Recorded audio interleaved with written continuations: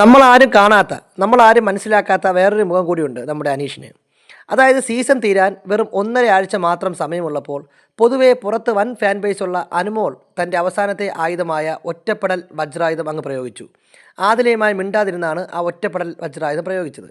ആ വജ്രായുധം തകർക്കാൻ അനീഷ് പഠിച്ച പണി പതിനെട്ടും നോക്കി.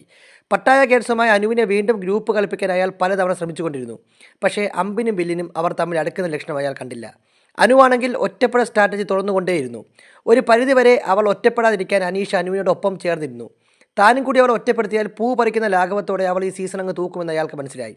വീണ്ടും അനുവിനെ പട്ടായ ഗ്രൂപ്പിൽ ചേർക്കാൻ അനീഷ് എന്ന ഒറ്റയാൻ തൻ്റെ ബ്രഹ്മാസ്ത്രം എടുത്തങ്ങ് തൊടുത്തുവിട്ടു. അവൾ തനിക്ക് വേണ്ടി കുഴിച്ചു വെച്ച ലവ് ട്രാക്ക് എന്ന വാരിക്കുഴി അയാൾ അവൾക്കെതിരെ തന്നെ അങ്ങ് പ്രയോഗിച്ചു. ഇതാ വീണ്ടും അനു പട്ടായ ഗ്രൂപ്പിൽ ചേർന്ന് കള്ളത്തരവും പരദൂഷണവും തുടങ്ങിയിരിക്കുന്നു. സാധാരണക്കാരനായ അനീഷ് എന്ന് പറയുന്ന നാട്ടിൻപുറത്തുകാരൻ്റെ ഒരു ഗെയിമാണ് നമ്മളിവിടെ കണ്ടത്. ഈ ആഴ്ചയിലെ വീക്കെൻഡ് കണ്ടന്റ് കൂടി അനീഷ് അങ്ങ് എടുത്താൽ ഈ സീസൺ അനീഷ് തൂക്കുമെന്ന കാര്യത്തിൽ ഒരു സംശയവും ആർക്കും വേണ്ട.